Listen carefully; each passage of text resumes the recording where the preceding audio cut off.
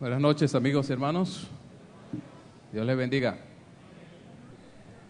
Vamos a ubicarnos en nuestro libro de Apocalipsis y vamos a continuar lo que quedó pendiente anoche. Apocalipsis, estamos en el capítulo 13. Apocalipsis capítulo 13.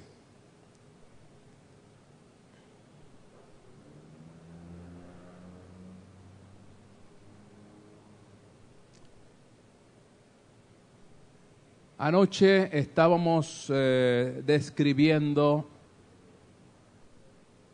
aquel poder que bajo la figura de un monstruo o bestia, como se describe aquí en Apocalipsis 13, iba a ocupar el escenario mundial en Europa Central, en el mundo civilizado, con las características ya mencionadas aquí en Apocalipsis y tristemente tenemos que reconocer que ese poder que sucede a la Roma pagana es la Roma papal. Quisiera en este sentido aclarar el hecho de que cuando el Apocalipsis describe al sistema papal como esa bestia o poder que careciendo del Espíritu Santo, careciendo de la dirección de Dios, por eso se conoce como una bestia, en su irracionalidad espiritual actúa de acuerdo a los dictámenes del enemigo de las almas y no según Dios. Representa esta bestia un sistema, no una persona. Eso es importante reconocerlo, porque en cualquier sistema, en cualquier grupo religioso, hay personas nobles, hay personas que son susceptibles al Espíritu Santo y de hecho pueden llegar a ser candidatos a la salvación. No importa en qué grupo religioso militen.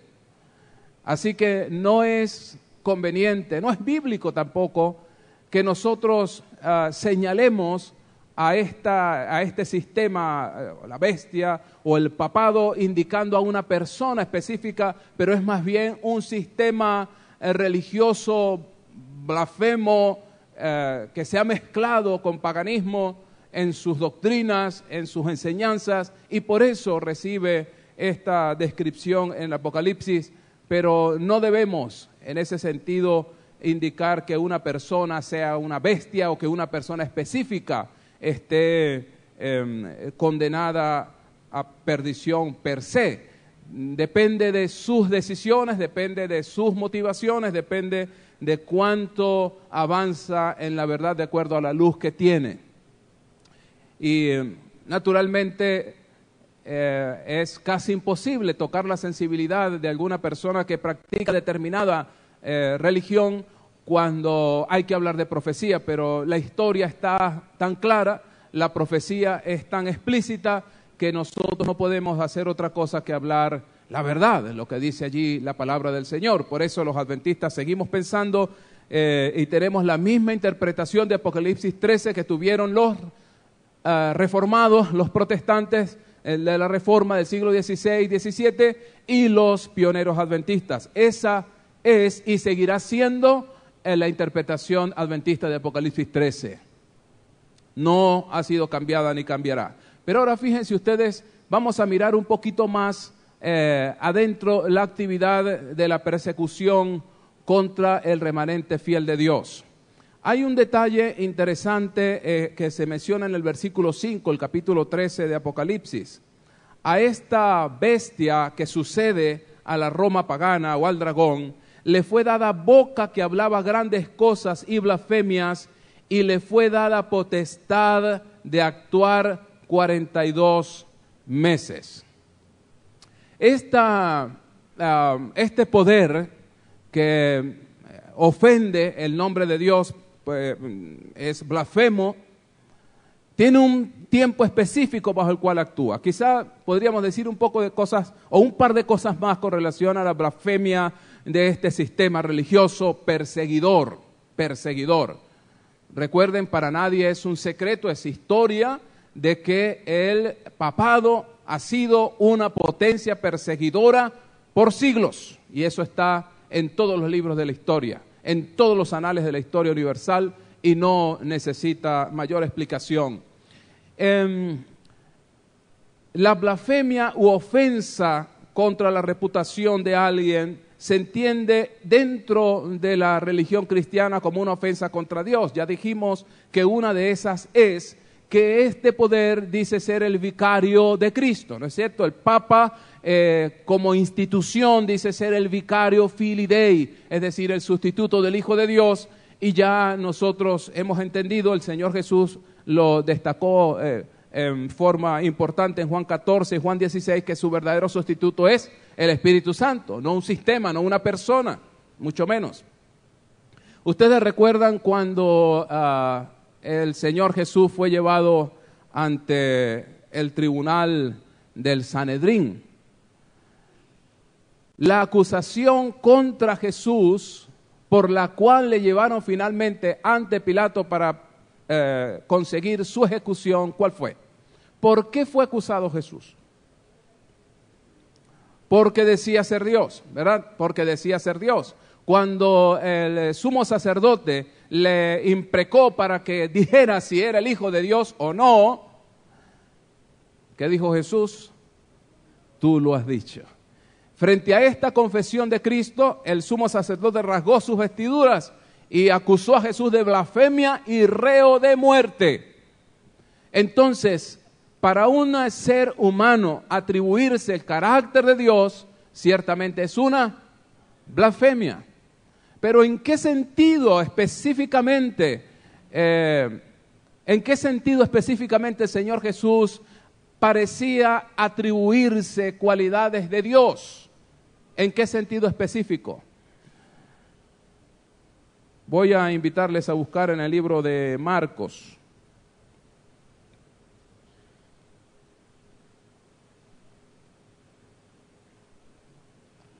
Evangelio según Marcos, capítulo 2.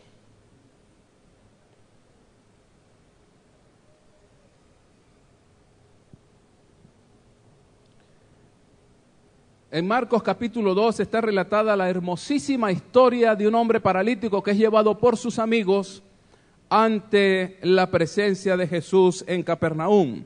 Dice el verso 4 del capítulo 2 de Marcos que no pudiendo llegar a él por causa del gentío, descubrieron el techo de donde estaba y haciendo una abertura bajaron el lecho en que yacía el paralítico. Y al ver Jesús la fe de ellos, dijo al paralítico: Hijo, tus pecados te son perdonados. Y estaban allí sentados unos de los escribas, los cuales pensaban en sus corazones: ¿por qué este habla así? Blasfemias dice. ¿Quién puede perdonar pecados sino solo quién?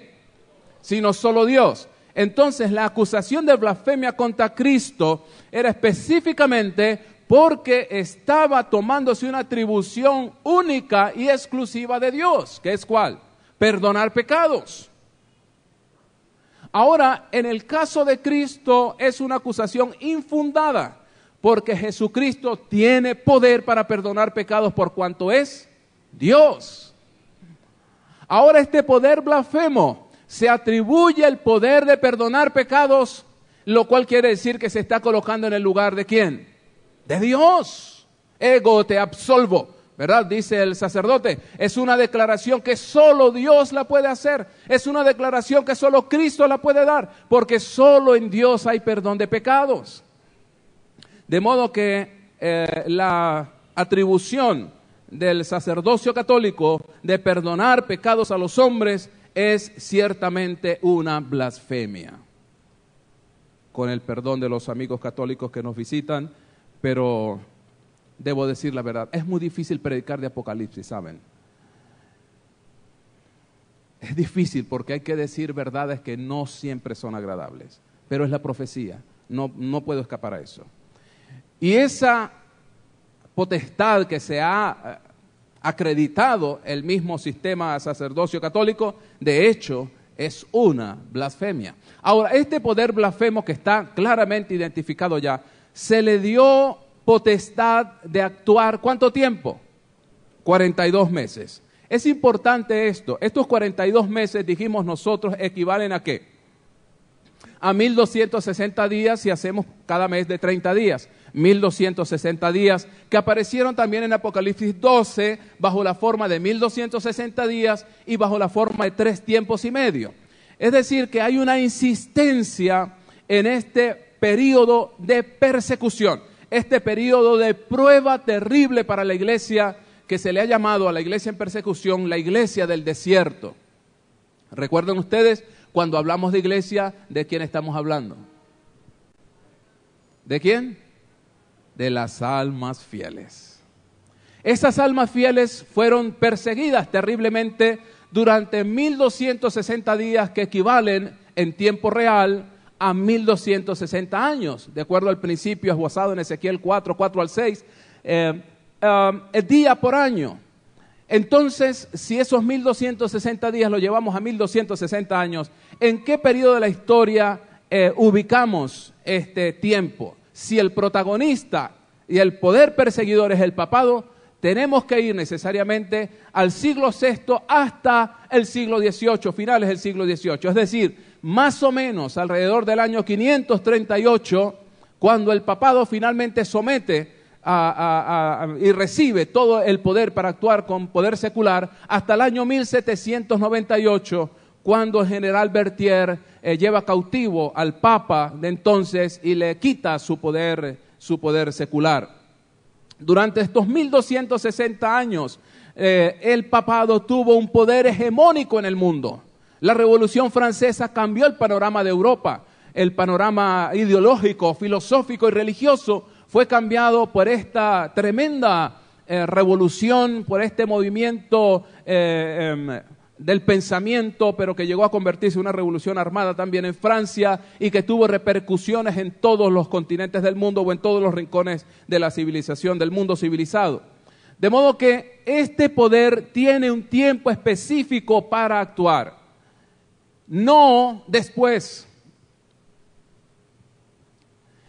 Si ustedes se están dando cuenta, hay en este capítulo 12 final y el capítulo 13 una sucesión.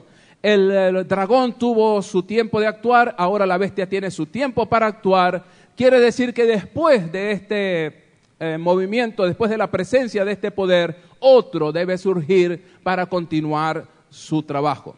No quiere decir tampoco que el anterior desaparece del escenario. El hecho de que el dragón le entrega su poder, su trono y su autoridad a la bestia no quiere decir que se retira del campo de batalla, pero que al contrario utiliza a la bestia para producirle dolor a la iglesia. Recuerden que esa es su gran enemiga y ese es el odio encarnado que tiene Satanás contra la iglesia. Fíjese ahora en el versículo 6, para seguir la lectura en Apocalipsis 13, dice que abrió su boca este poder en blasfemias contra Dios para blasfemar su nombre, su tabernáculo y a los que moran en el cielo. Y le fue dado hacer guerra contra los santos y vencerlos, y también le fue dado poder sobre toda tribu y lengua y nación. Y le adoraron todos los moradores de la tierra cuyos nombres no están escritos en el libro de la vida del Cordero, el cual fue inmolado desde la fundación del mundo. Si alguno tiene oído, oiga. El que lleva en cautividad irá en cautividad. El que a espada matare, a espada debe ser muerto. Aquí está la paciencia y la fe de los santos. Esto es una palabra de ánimo para el pueblo sufrido y un anuncio de la retribución divina sobre estos poderes perseguidores. Es decir, que los mismos que causan la muerte, los mismos que causan dolor, recibirán la retribución en el futuro. Y eso lo vamos a ver en los capítulos posteriores de Apocalipsis. Pero vean ustedes lo que dice el versículo 11, qué interesante. Después vi otra bestia que subía de la tierra y tenía 2 cuernos semejantes a los de un cordero, pero hablaba como un dragón. Y ejerce todo el poder de la primera bestia en presencia de ella, y hace a la tierra y a los moradores de ella adorar la primera bestia cuya herida de muerte fue sanada.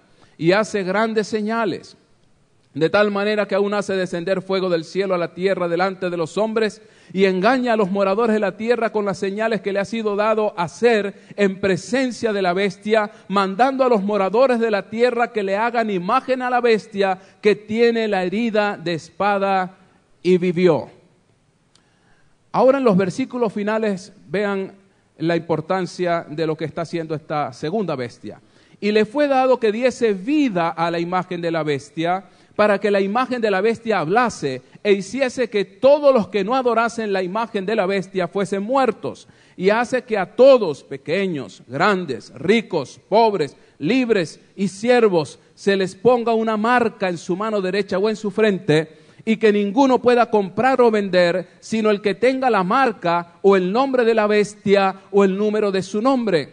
Aquí hay sabiduría. El que tiene entendimiento cuenta el número de la bestia, porque es el número de hombre o número humano, y su número es 666.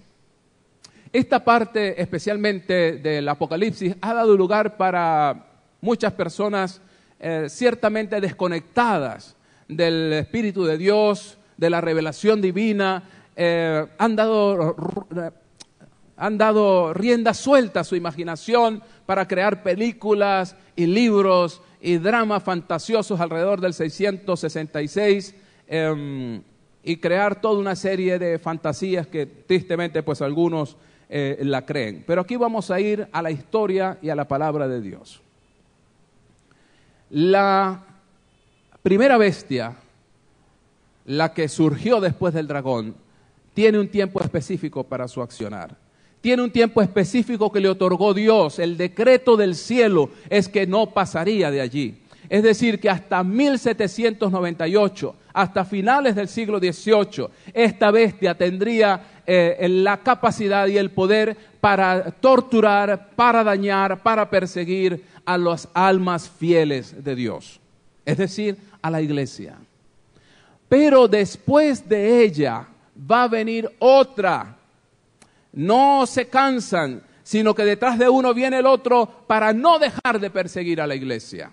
Y ahora, como ella no puede hacerlo en forma directa, se va a apoyar en una segunda bestia, que va a actuar, dice el texto bíblico, en presencia de ella. Esa expresión, en presencia de ella, quiere decir en armonía con ella, en conexión con ella, en dependencia de ella.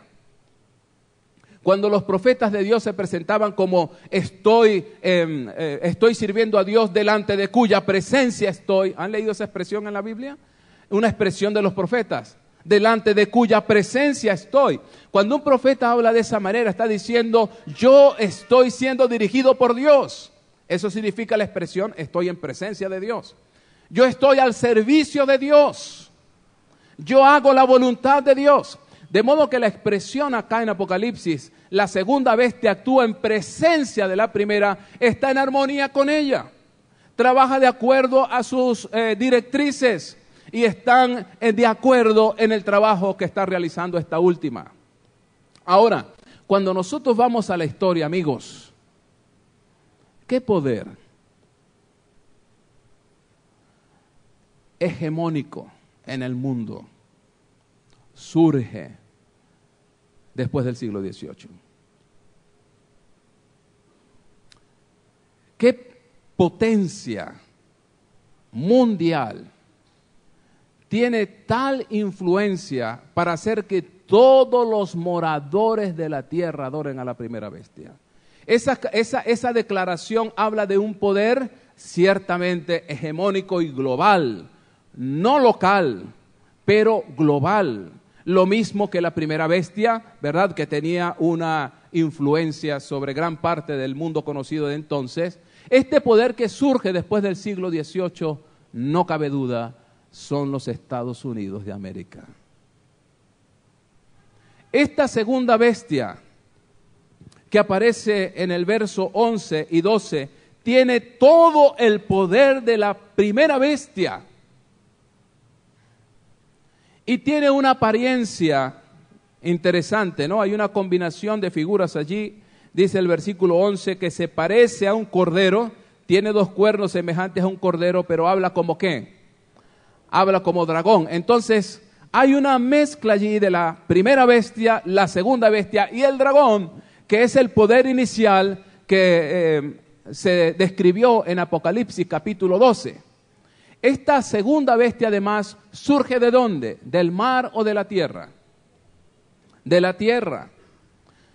El mar como símbolo de multitud de gente, bien puede ser el origen del poder del papado. Pero esta segunda bestia surge de la tierra, lo cual podría sugerir un lugar poco habitado. Y ciertamente allá en el siglo XVII, cuando llegaron los padres peregrinos a tierras norteamericanas, buscando un lugar donde pudieran vivir sin rey y sin papa, fundaron una nación tan poderosa que hoy todo el mundo la reconoce como la primera potencia del mundo. Potencia cuyas decisiones repercuten en los 5 continentes del planeta. La economía y otras actividades humanas están directamente afectadas por las decisiones que se toman desde la sede del poder en los Estados Unidos de América. Esta descripción en Apocalipsis capítulo 13 de este poder lo señala, lo describe como un poder perseguidor. Porque recuerden ustedes que esta segunda bestia dice, está en presencia de la primera, quiere decir que está de acuerdo con ella. ¿Y cuál es el interés primario de la primera bestia que mencionamos? ¿Cuál es el interés? Perseguir, destruir en forma especial a los hijos de la mujer, es decir, al remanente, aquellos que insisten en guardar los mandamientos de Dios y tienen con ellos el espíritu de la profecía. Ahora, este poder que se describe aquí como con grandes señales y milagros, dice el verso 14, es un poder que engaña a los moradores de la tierra con señales extraordinarias que se le ha permitido hacer, y especialmente la actividad específica que se le ha señalado en la profecía a esta segunda bestia es la elaboración, es la construcción, el levantamiento de una imagen de la primera bestia. Dice el verso 14, la parte final, manda a los moradores de la tierra que le hagan imagen a la bestia que tiene la herida de espada y vivió. La relación entre el Vaticano y los Estados Unidos de América ha sido demostrado suficientemente en las últimas décadas de la historia contemporánea. Quizá uno de los más emblemáticos fue el acuerdo entre Ronald Reagan y el Papa Juan Pablo II. Lo que se llamó la Santa Alianza. No sé cuántos de ustedes recuerdan esas notas de prensa, cuando Ronald Reagan y Juan Pablo II se pusieron de acuerdo para eliminar un enemigo común. ¿Cuál era el enemigo común? Justamente, la palabra viene allí, el comunismo soviético. Se tramó un plan entre el Pentágono y el Vaticano, que está reconocido como un Estado, ¿verdad? Todos sabemos, el Vaticano es un Estado particular en el planeta Tierra. Estos 2 jefes de Estado se pusieron de acuerdo para apoyar a Lech Walesa. Recuerdan a Walesa, el fundador del partido Solidaridad en la Polonia. Y este movimiento de Walesa en Polonia fue uno de los elementos que ayudó para que poco a poco fuese derribándose el bloque soviético. Cuando finalmente Gorbachev, al frente de la perestroika, echó abajo totalmente el comunismo soviético y se desmembró la extinta Unión Soviética, el Papa y el presidente norteamericano se estrecharon la mano como dos amigos de equipo. Es decir, hemos logrado vencer un enemigo común. ¿Ustedes recuerdan cuando murió el Papa Juan Pablo II, la delegación de representantes del Estado norteamericano que fueron al Vaticano a hacerle reverencias al cadáver del Papa? ¿Lo recuerdan? ¿Quiénes estaban allí? Lo que más o menos recuerdo en la fotografía, estaba el señor Clinton, estaban creo que los dos Bush, estaban... ¿Quién? Jimmy Carter también estaba allí, probablemente, sí, seguro. Es decir, estaba la crema del poder norteamericano rindiendo honores a un aliado. Rindiendo honores a un aliado. ¿Qué es lo que quiere decir esto, hermanos? Que al final de la historia de esta humanidad, el poder que va a perseguir a la iglesia fiel de Dios en forma directa no va a ser el papado. El poder que finalmente va a llevar a la iglesia de Cristo a la crisis final va a ser los Estados Unidos de Norteamérica. Ahora, ¿cómo esta potencia, cómo se supone que una nación que ha sido fundada sobre los principios de la libertad de conciencia y libertad de culto, puede ella misma irse contra esos principios que han sido su fundamento? Yo quiero invitarles a leer un libro del pastor Moore, se llama ¿Será que podría pasar? ¿Será que podría pasar? Búsquelo. En cualquier librería adventista lo puede conseguir. Bueno, aquí es una, ¿verdad? La que tenemos. No sé si en el stand de libros que tenemos aquí en la iglesia está ese libro, pero valdría la pena conseguirlo. ¿Será que podría pasar? Los adventistas del séptimo día somos los únicos, prácticamente, que estamos anunciando semejante cumplimiento profético. Pero nosotros pensamos que estamos en la línea correcta. El libro de Conflicto de los Siglos tiene un capítulo exclusivo que se llama En los Estados Unidos en la profecía. Nosotros creemos ciertamente que esta nación que alguna vez defendió la libertad de culto, que alguna vez defendió la libertad de conciencia, que alguna vez fue el refugio para aquellos que huían de la persecución, esa misma nación, ese mismo poder se va a convertir en un poder perseguidor e imitando a la primera bestia, llevará a la iglesia de Cristo a la crisis final, pero de ella también se le ha librado el pueblo del Señor. Ahora, ¿cómo lo va a hacer? ¿Cómo se va a producir esta crisis final? La crisis la va a producir la formación de la imagen de la bestia. Porque esta segunda bestia, su trabajo específico e importante para el tiempo final es la constitución de esa imagen. Y en el versículo 15 al 17 dice que esa imagen será levantada y se va a obligar al mundo entero a rendirle honores a esa imagen. Es casi imposible evitar la comparación y la referencia directa con Daniel capítulo 3. ¿Recuerdan ustedes qué pasó en Daniel capítulo 3? Allá en el valle de Dura, en Babilonia, un nombre místico y también con características proféticas, en Babilonia, Nabucodonosor levanta una imagen e invita, mejor dicho, obliga a todos los habitantes de su comarca, de su reino, a adorar a esa imagen so pena de muerte. Que después del sonido de las 6 instrumentos, número interesante, 6 instrumentos que se mencionan en esta orquesta organizada por Nabucodonosor, 6 instrumentos de música. El número 6 es un número que tiene mucha relación con Babilonia. El sistema sexagesimal es un sistema creado por los caldeos, por los babilonios, que hoy todavía lo usamos, ¿verdad? Para el uso horario y para otras cosas nos basamos en el sistema sexagesimal, así que el 6 tiene mucha relación con Babilonia. 6 instrumentos que se hacen sonar para que todo el mundo se incline frente a aquella estatua. Y ustedes saben ya lo que pasó con la historia.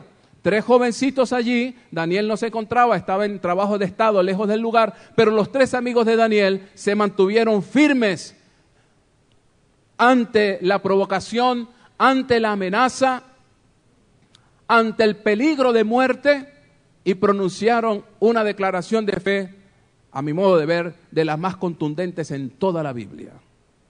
Los muchachos le dijeron al rey: mire, rey, no vamos a discutir el asunto. No vamos a discutir el asunto. No vamos a argumentar. Pero ¿por qué no lo buscamos en la Biblia? Para los amigos que no conocen la historia. Vamos a ir allí al libro de Daniel, capítulo 3.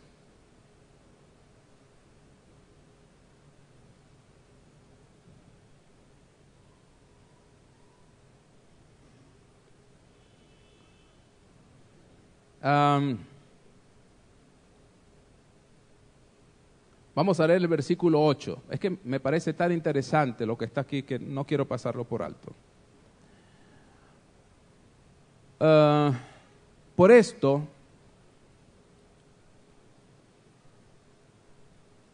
un momentito, quiero darles los versículos precisos para lo que va a suceder aquí. Muy bien, Nabucodonosor manda construir una estatua. Hay una orden, los versículos previos, de que al oír el sonido de esos instrumentos todo el mundo debe inclinarse ante esa estatua, pero pasa lo siguiente. Por esto en aquel tiempo algunos varones caldeos vinieron y denunciaron a los judíos, hablando y diciendo al rey Nabucodonosor: Rey, para siempre vive.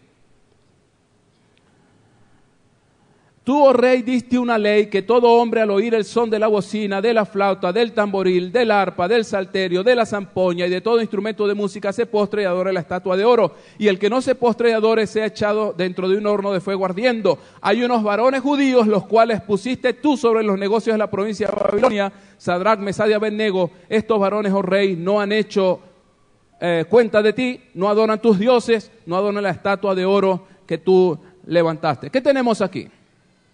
Tenemos aquí la promulgación de un decreto. ¿No es cierto? La promulgación de un decreto. Ese decreto ha sido promulgado por el rey a instancias bajo el consejo del grupo de sabios y magos que le rodean. Ellos influyen para que se formule un decreto que coloque en aprieto, en dificultades al pueblo de Dios. Esto tiene repercusiones directas con lo que va a pasar en poco tiempo. Y ahora estos hombres acusan al pueblo de Dios de estar al margen de la ley. Estar al margen de la ley. Y cuando un grupo o una persona se encuentra al margen de la ley, ¿es objeto de qué? De castigo judicial, de persecución, de cárcel, y donde exista, de pena de muerte. Entonces, el trabajo del enemigo aquí es colocar al pueblo de Dios al margen de la ley, colocarlo fuera de orden legal.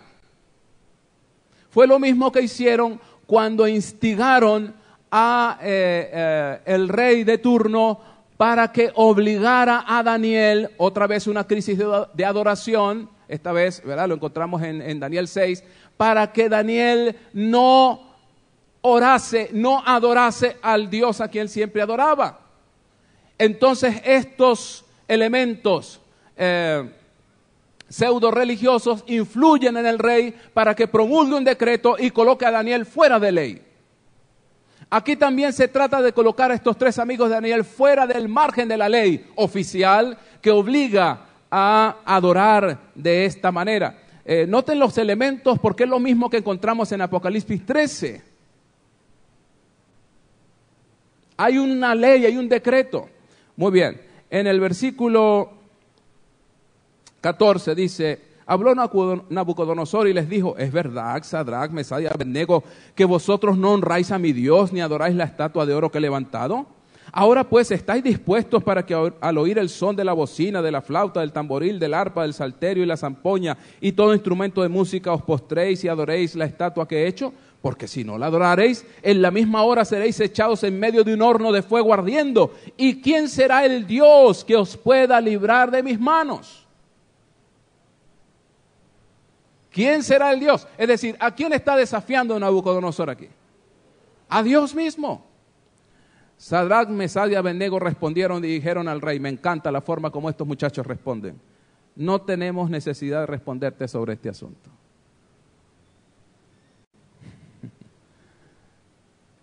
Qué convicción, qué claridad, qué verticalidad. Bueno, rey, pero podemos hablar, vamos a hablar. No. No están asustados, no están amedrantados, no quieren negociar, no piden misericordia, no piden plazo. Simplemente dicen, no hay nada que discutir. No hay nada que discutir. Nuestro Dios a quien servimos puede librarnos del horno de fuego ardiendo. Y de tu mano, oh rey, ciertamente nos librará. Y aquí viene lo más hermoso de la declaración. Y si no, digamos, si Dios decide otra cosa porque Él es soberano,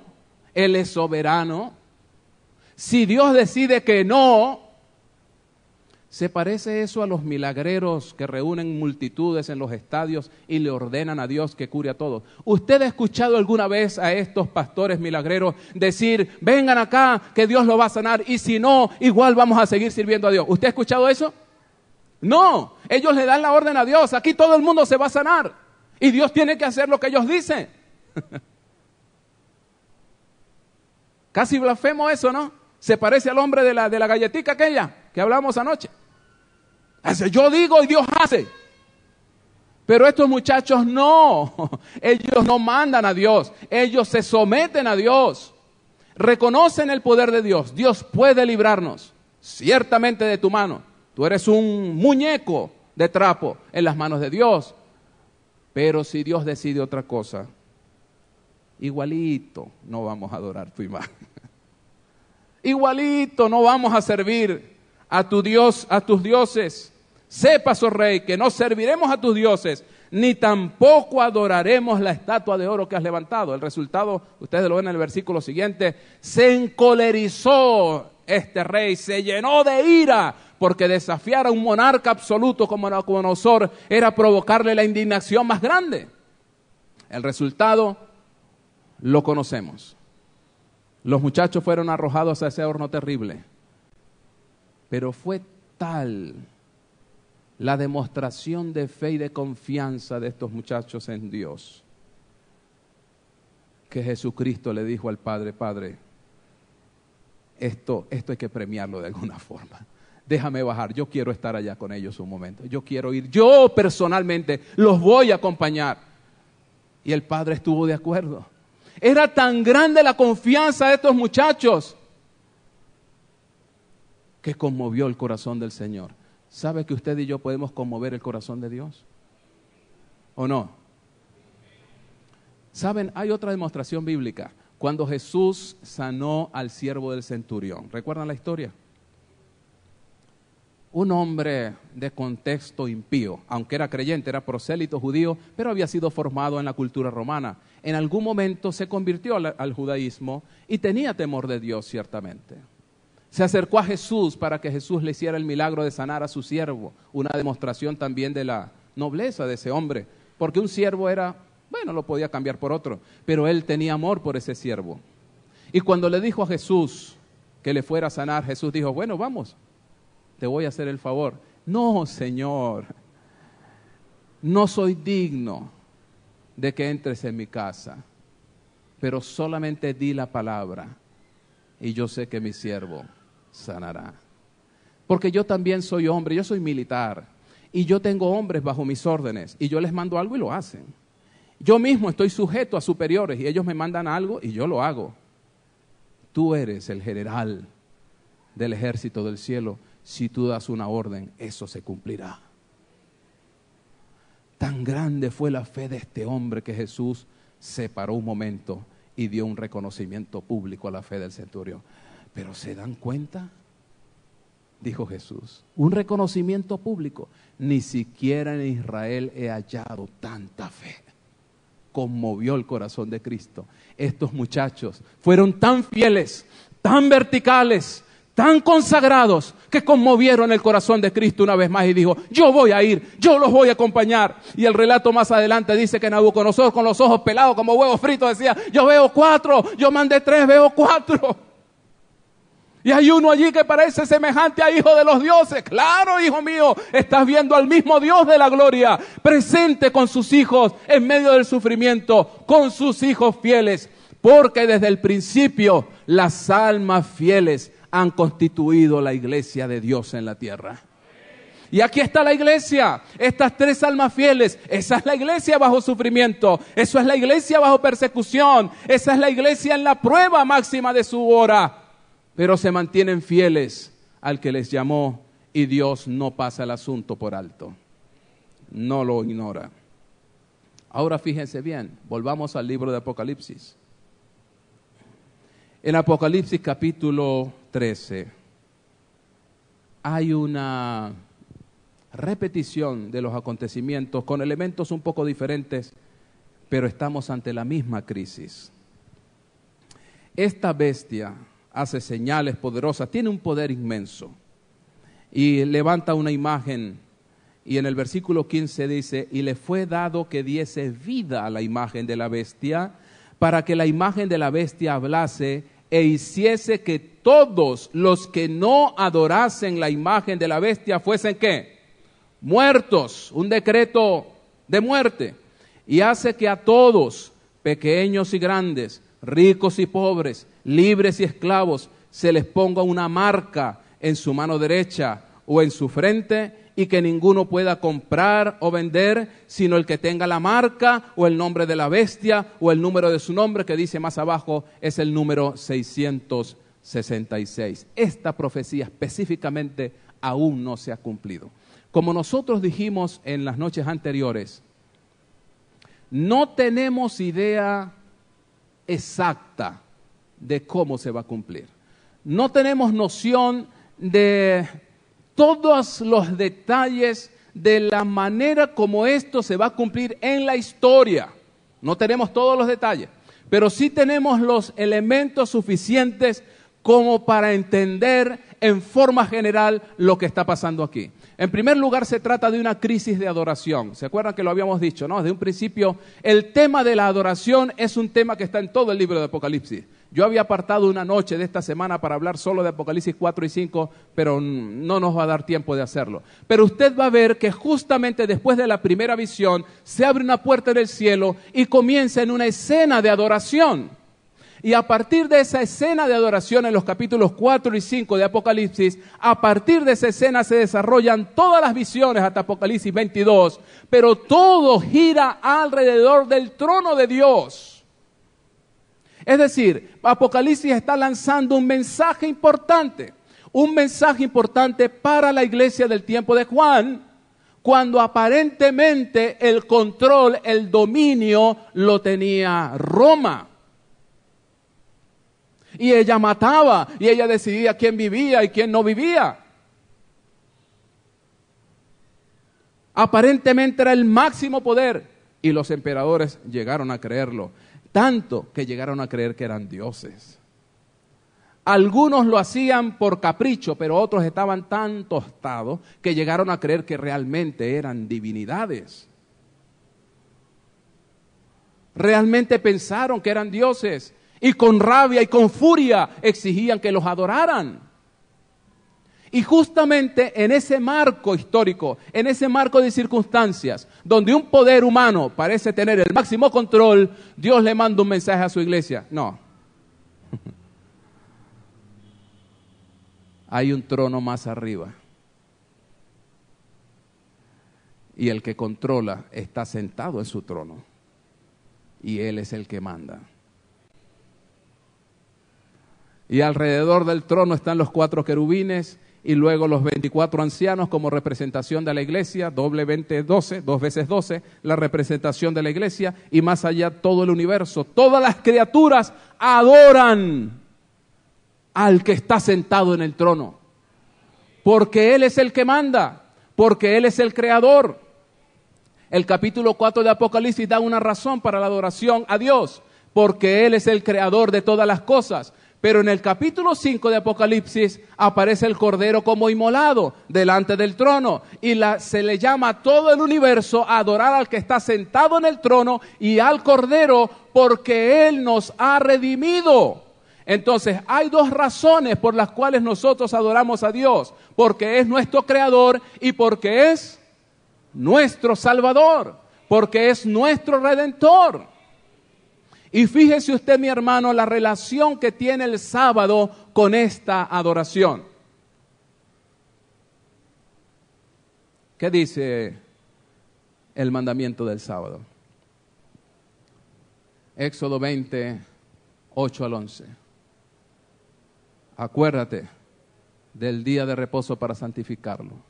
6 días trabajarás y harás toda tu obra, mas el 7º día es reposo para Jehová tu Dios.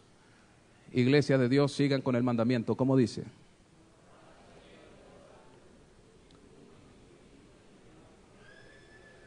Un momento, hermanos. Lo estamos diciendo como si no lo creyéramos. Yo le pido a la iglesia de Cristo se ponga de pie conmigo. Pónganse de pie. Vamos a repetir el 4º mandamiento. Acuérdate del día de reposo para santificarlo.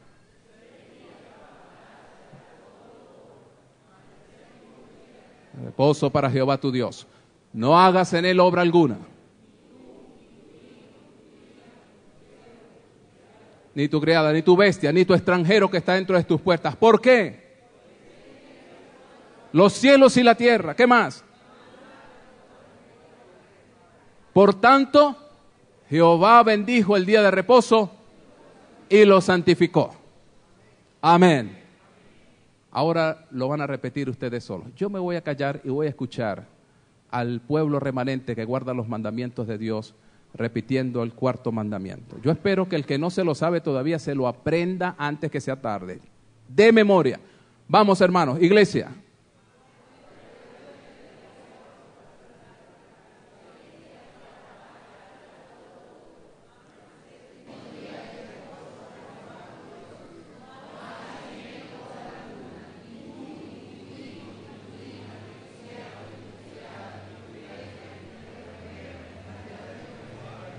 ¿Por qué?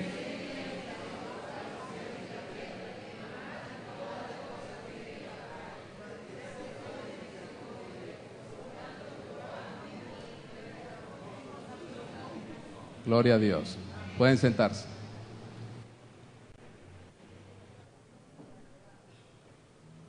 Algunos estaban haciéndolo el violinista aquel que no sabía tocar violín. Pero el director de la orquesta le dijo, mira, falta un violinista y hay que completar la escena. Y él dijo, pero yo no sé tocar violín. No importa, nadie se va a dar cuenta. Tú haces que tocas, pero necesitamos que ese espacio esté ocupado. Y tocaron delante del personaje importante que estaba escuchando el concierto. Y después que terminó el concierto, el hombre, ¡bravo, bravo, bravo! Pero especialmente me gustó ese muchacho que está tocando ahí. Quiero que toque él solo ahora.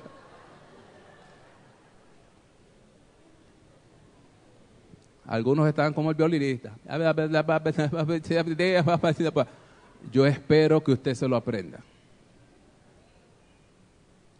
Yo espero que cada padre se lo esté enseñando de memoria a su hijo, porque ese es nuestro apellido. Somos adventistas del 7º día. ¿Pero por qué? ¿Por un capricho? No, porque Apocalipsis dice que todo el universo debe adorar a Dios porque Él es ¿qué? El creador. Y el mandamiento específico de la ley de Dios que me invita a reconocer a Dios como creador es el sábado. ¿Sí o no? Ahora fíjese usted, la ley de Dios no solamente aparece en Éxodo. ¿Dónde aparece más? En Deuteronomio capítulo 5, por eso se llama Deuteronomio, en griego es deuteronomos, repetición de la ley. En Deuteronomio capítulo 5 aparece el sábado con otra connotación, míralo. Léelo conmigo, Deuteronomio capítulo 5.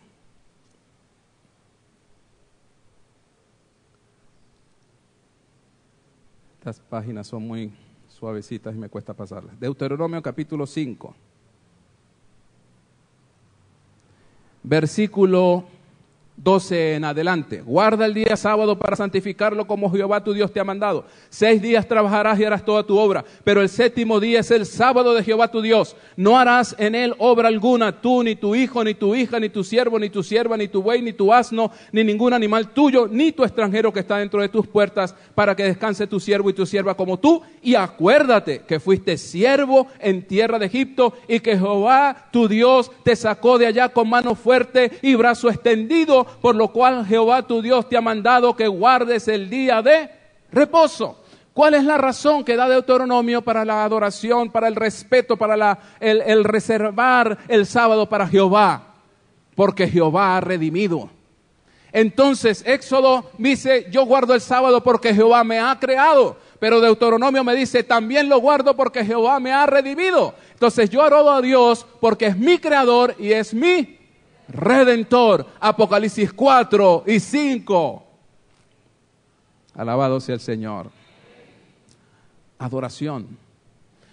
Entonces quiere decir que esta crisis que es espectacular, que está por desatarse sobre el planeta Tierra, ¿tendrá algo que ver con el sábado? ¿Tendrá algo que ver con el sábado? Fíjense, volviendo allí a Apocalipsis 13,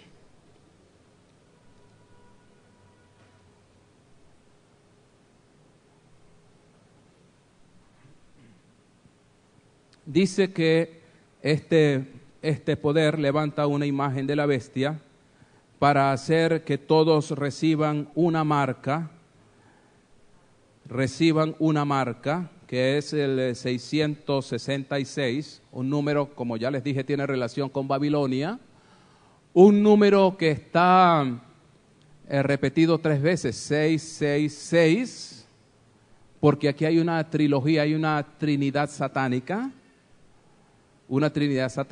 que es el dragón, la primera bestia y la segunda bestia, pero que en Apocalipsis 16:15 y en 19, no recuerdo el versículo final, dice es el dragón, la bestia y el falso profeta.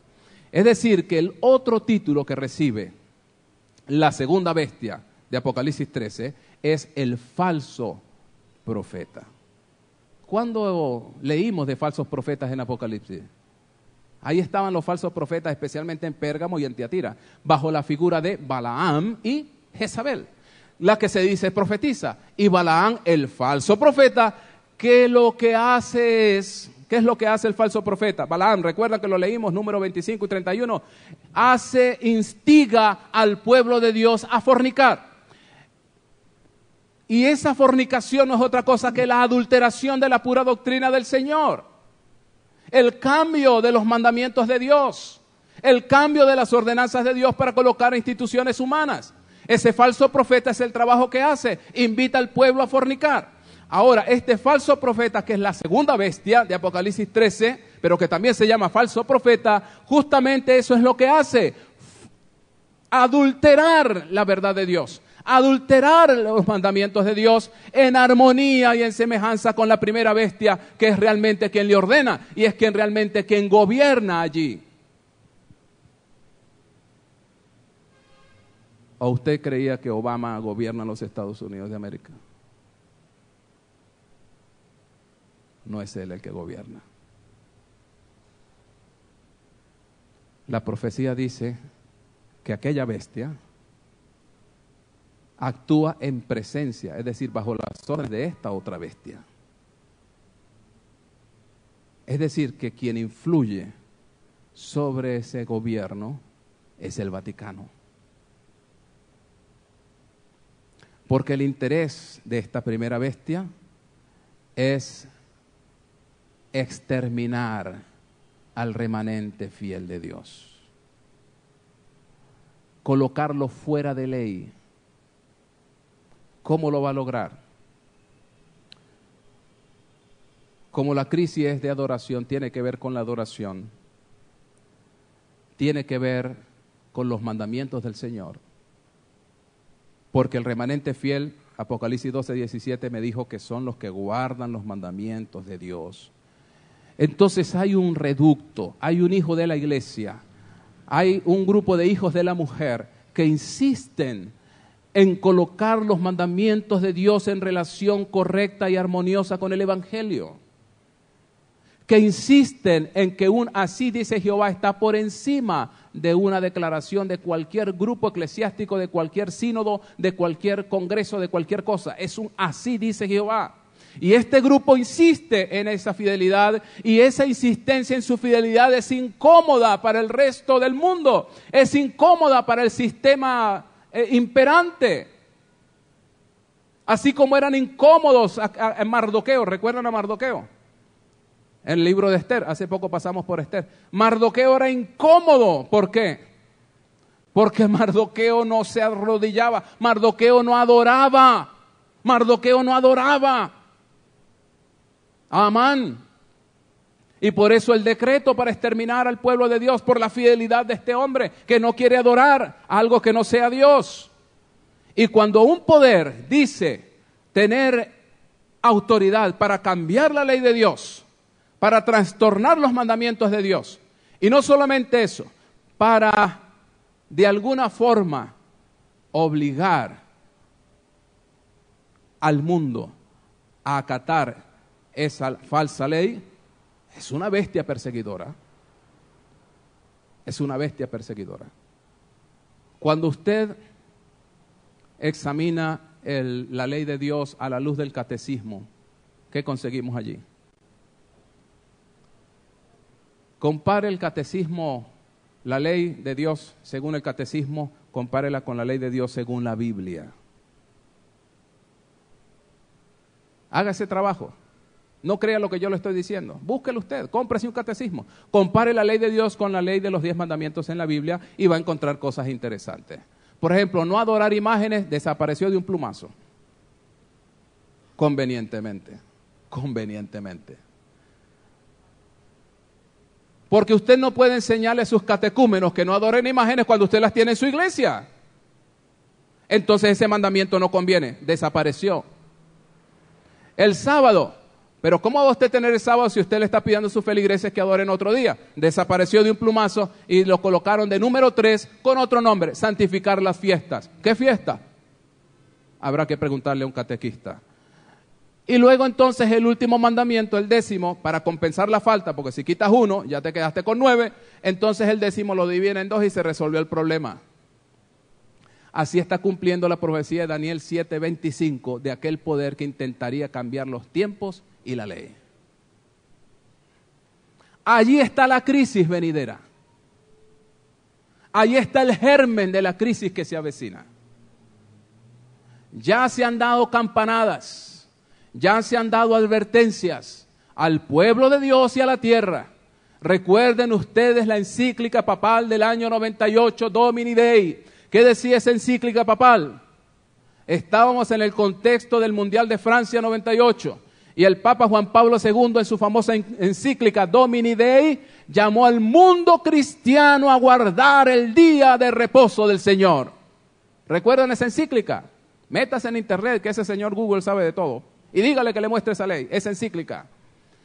Dice allí el texto, es una invitación al mundo a adorar a Dios en el día de reposo. Y usan textos como Génesis 2, 1 al 3. Ahí están búsquelo en la encíclica, están los textos bíblicos, los mismos que usted y yo usamos para el sábado, son los mismos que usó el Papa para su carta. Y uno dice, pero ¿qué pasa aquí? Bueno, sí, es que la Biblia dice que hay que guardar el día del Señor. Y el Papa dice, es importante guardar el día del Señor. Por supuesto que sí. Es más, llegó a exigirle al equipo de fútbol italiano que no entrenaran los domingos. Porque él dice, el Papa, tener la autoridad para haber cambiado el día de reposo del sábado para el domingo. Blasfemia. Nadie tiene autoridad, ningún ser humano tiene autoridad para cambiar la ley de Dios. Pero este poder dice, yo tengo autoridad para hacerlo. Dios dijo, pero yo digo otra cosa. Y entonces bajo esa encíclica se invitó al mundo entero a observar el día de reposo. Hay que guardar el día del Señor, hay que recuperar la religiosidad, hay que recuperar la espiritualidad, hay que recuperar a la familia. Ahora fíjese usted, cuando el actual presidente de los Estados Unidos era apenas precandidato y ni siquiera se sabía si vencería en las elecciones internas para ser el candidato del Partido Demócrata, dio unas declaraciones con relación a la ley dominical. Yo quiero recordarles a los que ya lo sabían y anunciarles a los que no lo sabían que guardar el día domingo como día de reposo es una ley en los Estados Unidos. Es lo que se conoce como la ley dominical. Esa ley a veces se pone en ejercicio, a veces no. En los tiempos de Elena White, los pioneros adventistas, era una ley obligatoria en algunos condados y varios adventistas fueron presos, estuvieron con, ¿cómo se llama eso?, con grillos en las piernas por haber trabajado en domingo. Eso existe en la Constitución norteamericana. Cuando entrevistaron al señor Obama, le hicieron una pregunta con relación a la ley dominical, él dijo, me parece una cosa maravillosa. Me parece extraordinario y necesaria la ley dominical. Solo que yo pienso que por causa de la economía, el Senado no la aprobaría. Qué interesante que estas dos potencias estén hablando de lo mismo. ¿No les parece curioso eso? Interesante que el máximo representante del catolicismo romano ha dicho la importancia de guardar el día domingo. Y el candidato y ahora presidente de la primera potencia del mundo diga lo mismo. Es importante la observancia del día domingo. Lo único que falta, y allí está nuestra locura, ahí está nuestra locura. Nadie cree esto que nosotros decimos que va a pasar. Llegará el día, y cercano está, en que respetar el día domingo será de carácter obligatorio. Nosotros los adventistas creemos que eso va a pasar y será el cumplimiento de Apocalipsis 13, 15 al 18. ¿Qué es la imagen de la bestia? Nosotros entendemos que la imagen es algo que se parece al original, ¿sí o no? Cuando nosotros fuimos creados, allá en Génesis dice que fuimos hechos a imagen y semejanza de Dios. Porque en ese momento el hombre reflejaba en muchos aspectos el carácter de su creador. Nosotros pensamos que la formación de esta imagen de la bestia es la formación de un sistema religioso parecido que imita a aquella primera bestia, al catolicismo apostólico romano, para repetir los mismos errores que él, por cuanto tienen principios o creencias que los unen, como la inmortalidad del alma y la santidad del domingo, que los convierte en dos sistemas muy parecidos, con dos doctrinas básicas que los unen, y una de ellas va a jugar en el devenir de los tiempos un papel crucial, crítico, en la definición finalmente de quienes adoran a Dios y quienes adoran otra cosa. Habrá un grupo, un reducto, pequeño por cierto, que insistirá en que es necesario obedecer a Dios antes que a los hombres. Porque no se trata solamente de un día, se trata de lo que eso implica. Porque el hecho de que el sábado sea especial, ¿por qué lo es? Son 24 horas como las demás. El sol sale igual que los demás. Comemos igual que todos los días. Respiramos igual que todos los días. ¿Qué es lo que hace diferente un día de otro? El decreto de Dios. El hecho de que Dios lo haya apartado para él. El hecho de que Dios lo haya santificado para Él y lo haya convertido en un sello, en una señal distintiva de su pueblo fiel en la tierra, como dice Ezequiel 20:20, dice, este es mi sábado que lo convierto como una señal entre ustedes y yo. Eso hace que sea diferente el día sábado. Pero cuando yo me arrogo una potestad que no tengo e intento cambiar esos mandamientos de Dios, entonces eso supone intenciones nefastas y supone una blasfemia y supone una contrariedad contra Dios.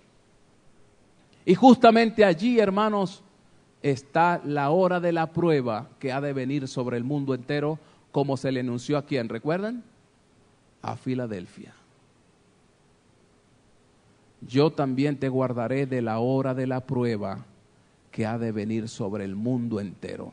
Recuérdenlo, se lo dijeron a la iglesia de Filadelfia. Esa hora de la prueba está más cerca de lo que usted y yo pensamos.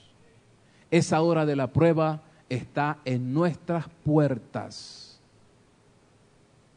Pero para impedir que esto culmine, es necesario que se levante el pueblo de Apocalipsis 14, y ese será nuestro tema mañana. Por ahora, vamos a descansar.